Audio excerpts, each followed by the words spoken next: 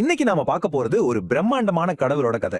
ஆனா இது வெறும் கதை மட்டும் இல்ல, மகாபாரதத்தோட ஒரு முக்கியமான அத்தியாயத்தையே நம்ம கண் முன்னாடி கொண்டு வந்து நிறுத்துற ஒரு பெரிய சிலையோட வரலாறு. இப்போ கண்ணன் அப்படின்னு சொன்னதோ உங்க மனசுல என்ன உருவம் தோணுது? ஒரு நிமிஷம் யோசிச்சு பாருங்களேன்.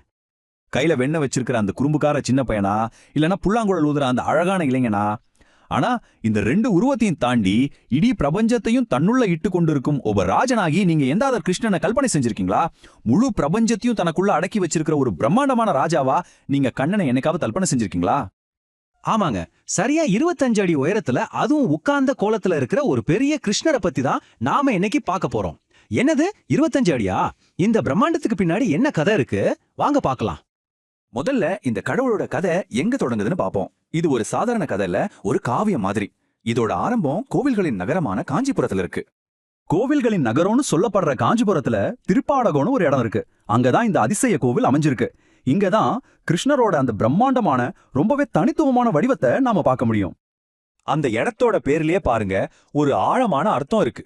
பாடகம் அப்படின்னா பெரிய அடைக்கலம் தர்ற இடம்னு அர்த்தம். இந்த உலகத்துல இருக்கிற எல்லா உயிர்களுக்கும் ஒரு பெரிய அடைக்கலமா இந்த இறைவன் இருக்கிறதால இந்த இடத்துக்கு திருப்பாடகம்னு பேர் வந்திருக்கு. சரி, இந்த கோவில் உருவானதுக்கு காரணம் என்ன? அதுக்கு நாம கொஞ்சம் காலத்துல பின்னோக்கி மகாபாரதத்துக்கு போகணும். அங்க நடந்த ஒரு துருப்புமுனையான சம்பவம் தான் இதுக்கு காரணம்.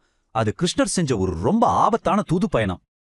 குருஷேத்திர போர் நடக்கவே கூடாதுன்னு அதை தடுக்கிறதுக்காக பாண்டவர்கள் சார்பா சமாதானம் பேச போறாரு கிருஷ்ணர். எங்க கௌரவர்களோட அரசவைக்கு ஒரு சாதாரண தூதுவரா போறாரு. யோசிச்சு பாருங்க, ஒரு கடவுளே ஒரு போரை தடுக்க இப்படி இறங்கி வராரு. நோக்கம் பெருசுதான், ஆனா ஆபத்தும் அதிகம்தான்.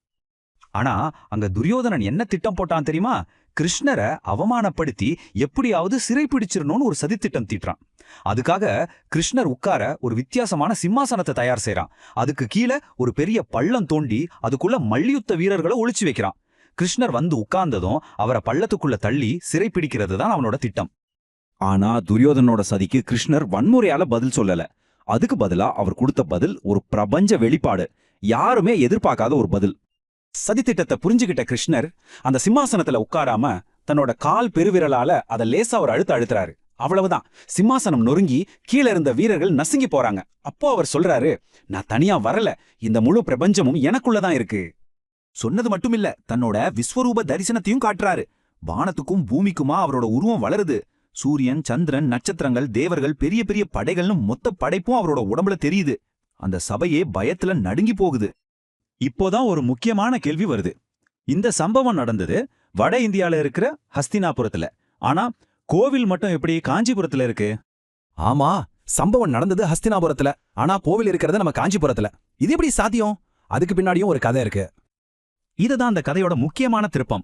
ஹஸ்தினாபுரத்துல கிருஷ்ணர் விஸ்வரூபம் காட்டினப்போ பிறவியிலேயே பார்வையற்ற மன்னர் திருதராஷ்டிரனால அதை பார்க்க முடியல. பல வருஷங்கள் கழிச்சு தன்னோட தப்ப நினைச்சு ரொம்ப வருத்தப்பட்டவர் காஞ்சிபுரத்துக்கு வந்து தவம் செய்கிறார். அவரோட பக்திக்கு மனமிறங்கின கிருஷ்ணர் அதே விஸ்வரூப கோலத்துல இங்கே தோன்றி அவருக்கு தற்காலிகமா பார்வை கொடுத்து அந்த தரிசனத்தை வழங்குறாரு. சரி, இப்போ அந்த பழங்கதையிலிருந்து நிகழ்காலத்துக்கு வருவோம். இன்னைக்கு நாம அந்த 25 அடி பிரம்மாண்டத்தை எப்படி வழிபடுறோம்னு பார்க்கலாம். இங்க இருக்கிற மூலவருக்கு பேரு பாண்டவ தூதர், அதாவது பாண்டவர்களோட தூதுவர்.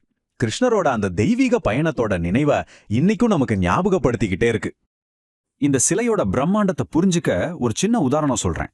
அர்ச்சகர்கள் இந்த 25 அடி உயர உட்கார்ந்த கோலத்துல இருக்கிற சிலைக்கு அபிஷேகம் செய்யவும் அலங்காரம் செய்யவும் ஏணில ஏறிதான் போகணும். இதுவே அந்த சிலையோட மகத்துவத்தை நமக்கு நல்லா உணர்த்தும். இன்னைக்கு இந்த கோவிலோட முக்கியத்துவம் என்ன தெரியுமா? கிருஷ்ணரோட பிறந்த நட்சத்திரமான ரோஹிணி நட்சத்திரத்துல பிறந்தவங்களுக்கு இது ஒரு சிறப்பு வாய்ந்த பரிகார ஸ்தலம். அது மட்டும் இல்ல, பாண்டவர்களுக்காக வாதாடி ஜெயிச்சவர் கிருஷ்ணருங்கிறதால சட்ட போராட்டங்கள்ல வெற்றி கிடைக்க பக்தர்கள் இங்க வந்து வேண்டிக்கிறாங்க.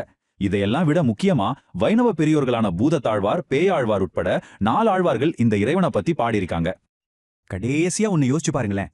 இந்த முழு பிரபஞ்சத்தையுமே தனக்குள்ள வச்சிருக்கிற ஒரு 25 அடி உயர கடவுளுக்கு முன்னாடி நாம நிக்கும்போது நம்மளோட பிரச்சனைகள்லாம் எவ்வளவு பெருசா இருக்க முடியும்? அந்த பிரம்மாண்டத்துக்கு முன்னாடி நம்ம கவலைகள் எல்லாமே ரொம்ப சின்னதா தோணும் இல்லையா?